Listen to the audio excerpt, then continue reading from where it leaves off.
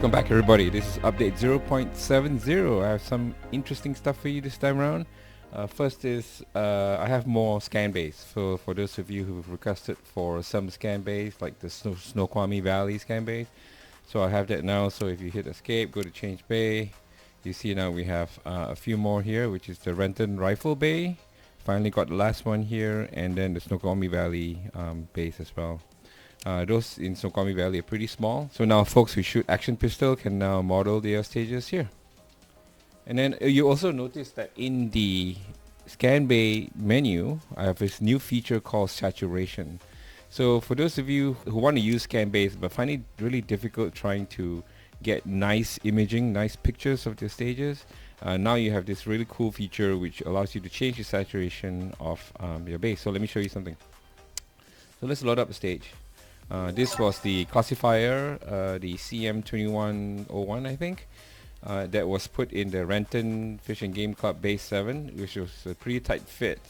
And so if you look at the camera control now, if you go there and look at the picture, it's kind of difficult to see, right? And then even if you toggle cell shading now, you can actually see, but you see that the bay is pretty busy, right? Compared to this. So what you can do now is if you go over to the change bay feature here and change the saturation, you can increase the saturation, make it really colorful, or you drop it to black and white. And I find that dropping it to close to black and white is pretty cool, because now if you go over to camera control and you toggle cell shade, now your targets pop compared to the background, right?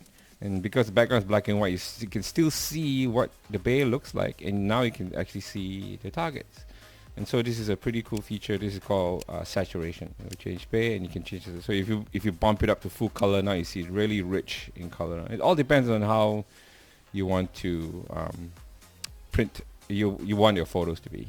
Right. The other thing you notice is I also changed the texture usage for most of the scan bays and reduced that so that it will not be a hog for some of the people who have not so powerful machines.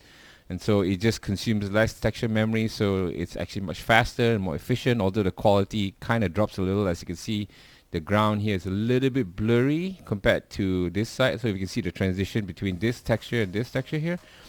And so basically I'm sacrificing quality a little bit for speed and performance. I hope you guys don't mind. So I mean, in the grand scheme of things, you really can't really tell the difference between the textures, right? So I guess the trade-off is a lot better, or much more worth it.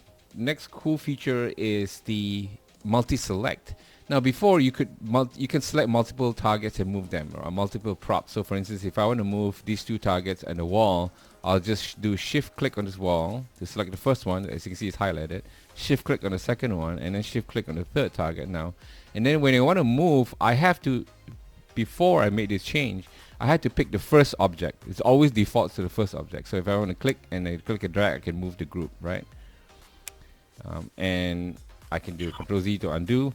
Now the cool thing about this new shift click is if you do shift click, shift click, shift click, I can click any target now. So I can click on this one and move this target. And now I can even select the second target here, click on that, and I'll move this, and I can change the orientation like that. Right? So that's pretty cool. And also to reiterate, if you want to select all, you just do Shift A and you select everything. And now I can just select, let's say I want to move it based on this point here, I'll just drag it along like that. Right, so that's much improved as well. The other thing is somebody requested for spell checking. So if you go to the written stage briefing, you see now I have options to spell check each of this. Now the interesting thing about Unreal Engine is the text handling is not as rich as Word or like a website. So I can't show you the errors in the, let's say in spelling problems, spelling issues. Like say if you type anywhere like double Y, it doesn't show you that like in Microsoft Word where you have an underscore here, it shows you, hey, this is, there's something wrong here. The only way I could implement it is using an API call. So basically, once you do this, if you click on spell check, it will tell you that, hey, now you have this wrong spelling here, and it will suggest to change this to anywhere. Now you can either just accept it and just hit cancel and make changes yourself, or you can let the system do it for you. So if you click change it for me, now you see that you've basically removed the Y. So now I have buttons for the start position, the procedure, the notes, and for the stage briefing as well. Not an elegant way.